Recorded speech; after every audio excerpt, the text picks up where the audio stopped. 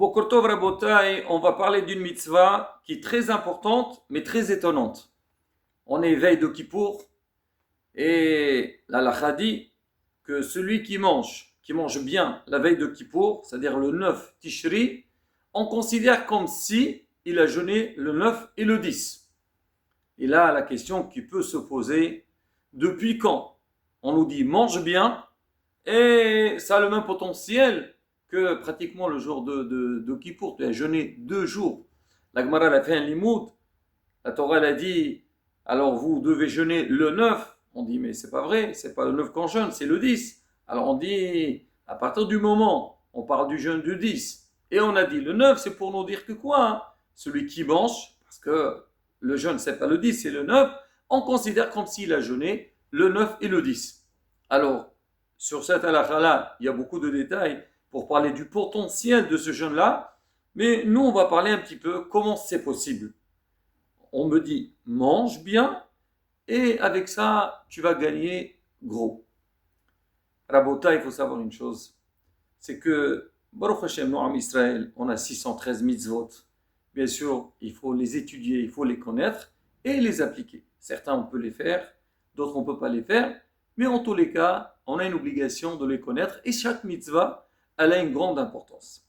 Maintenant, parmi les mitzvot qu'un juif il doit faire, il doit veiller, c'est manger.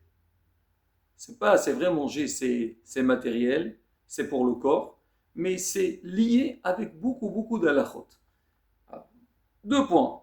Premier point, la nourriture en elle-même, il faut qu'elle soit cachère. Et d'autre part, il y a des règles au niveau de la consommation. Et on va voir la bataille, combien de mitzvot il y a derrière la consommation de la nourriture, de l'alimentation. Je rajoute à ça, on avait dit le dernier cours, on a dit que la semaine entre Rosh Hashanah et Kippour, chaque jour, on peut corriger, on peut arranger des fautes qu'on a fait dans l'année. Ça a l'air que la veille de Kippour, le travail à faire, c'est il faut corriger, réparer tout ce qui est lié avec le manger. On va donner des exemples à Botaï. On va commencer la cacheroute. Alors, un juif, un pratiquant, il doit savoir qu'il ne peut pas mettre dans sa bouche ce qu'il veut. Au niveau, donc, les animaux, il y a des catégories. Donc, ceux qui sont permis, ceux qui sont interdits. Et même ceux qui sont permis, on peut ne les consommer seulement avoir fait ce qu'on appelle la shrita, la cachérisation. Il y a beaucoup de règles à respecter, donc avant qu'on met la nourriture dans notre bouche. Donc déjà ça, pour parler de l'importance de la nourriture. C'est pas seulement au niveau de la viande, pareil aussi par rapport, on va dire, les fruits et légumes. Surtout les légumes. Il y a tellement de problèmes de ce qu'on appelle tolarim, les insectes. On se dit, bon, beaucoup de fois on voit des gens qui disent, bon d'accord, moi, la viande je ne mange pas, mais je suis végétarien, ou je ne sais pas, vegan, il y a beaucoup de sortes aujourd'hui. Alors moi, je n'ai pas de problème avec ça. C'est rabotal. Dans les feuilles, dans les légumes, il y a des insectes. Il faut bien vérifier. Et ce n'est pas évident. Il faut faire tout un thème sur ça, la bataille. Donc dans l'année, on espère qu'on n'a pas trébuché. Beaucoup de fois, même dans la nourriture qu'on achète, ce n'est pas des légumes. Des fois, il y a des colorants. Donc tout ça, c'est un problème au niveau de la... Il faut connaître. Ça, pour parler du kasher. Après, pour passer à la consommation, il y a des règles qui précèdent. Par exemple, on va manger du pain et faire nitilat yadayim. Est-ce qu'on a tout le temps fait nitilat? Est-ce qu'on a bien fait nitilat ou pas? Même des fois, il y a des aliments, on ne fait pas la bracha, mais on doit se laver les mains. On le voit le soir de Pesach. Kadesh, urhas, karpas. Avant de manger le karpas, on se lave les mains, on ne fait pas la bracha. Donc, on a un fruit qui est mouillé, alors on fait nitilat sans faire de bracha. Là aussi, des règles, nitilat yadayim, et aussi, donc, au niveau de la bracha. Les brachot qu'on doit faire, il faut connaître les brachot. C'est marqué que les halachot les plus difficiles, c'est halachot brachot. Pour savoir, surtout quand on a beaucoup de catégories d'aliments, par quoi commencer. Bon, c'est à tout Bishvat qu'il faut expliquer tout ça, mais c'est toute l'année qu'on est confronté à ça. Est-ce que vraiment, Baruch Hashem, nous on essaye de bien faire, mais pour dire qu'il y a du travail derrière ça. Et après aussi, la manière, on sait très bien que nous, à Israël, Baruch Hashem, notre Torah, il y a Fatorah et Der Cheres. Il y a des halachot, si vous voyez dans le Shulchan Aruch, il y a halachot, comment se conduire à table. Là aussi, donc raboter tous ces détails qu'on vient de soulever, ce sont des détails qui sont liés avec l'alimentation, avec la consommation de la nourriture.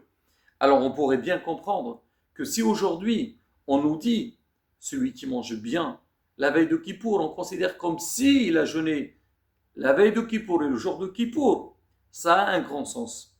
Pour dire que quoi? Qu'aujourd'hui c'est vrai, il faut bien manger. Chacun y mange par rapport, chacun y connaît son corps, ce qu'il a besoin, ce qu'il faut éviter, ce qui est bien. Pareil aussi la bouteille. Encore un détail. On dit Hamira Sakanta Miesura, quelque chose Hazvi Shalom, qui est dangereux pour le corps. Faire attention.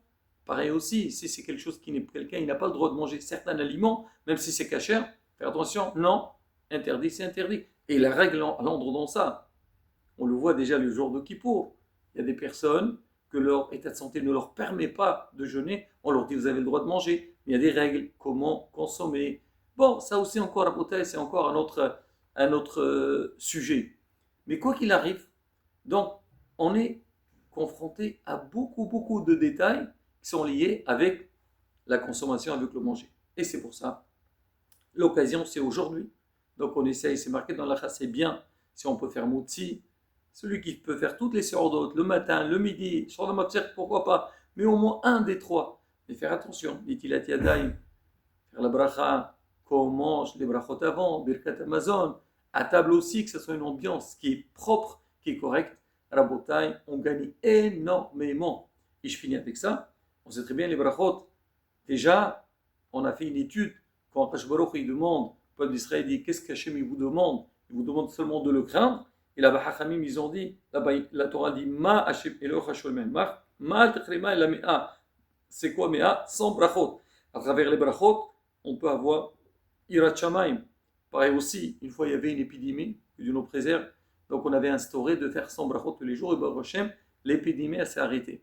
Pour dire à la bouteille que la consommation, il y a des mitzvot derrière. Et bien, Zat Hashem, quand Baruch il voit quand nous, on fait les mitzvot dans n'importe quel, comme on dit, conduit dans la vie, on associe les mitzvot avec notre vie. Là, Hashem dit Baruch Hashem. Am Israël a compris le sens de la vie, il est en train de me suivre, de me respecter comme il faut. Iratson, car Baruch nous donne les forces, bien sûr, pour faire comme il faut, et on aura la force aussi pour faire cette belle journée, Yom Kippourim, le jour du grand pardon. Baruch nous pardonne, et il nous donnera tout ce qu'on a besoin, une très bonne année, la réussite dans tous les domaines de la vie. Amen. Keni Herason.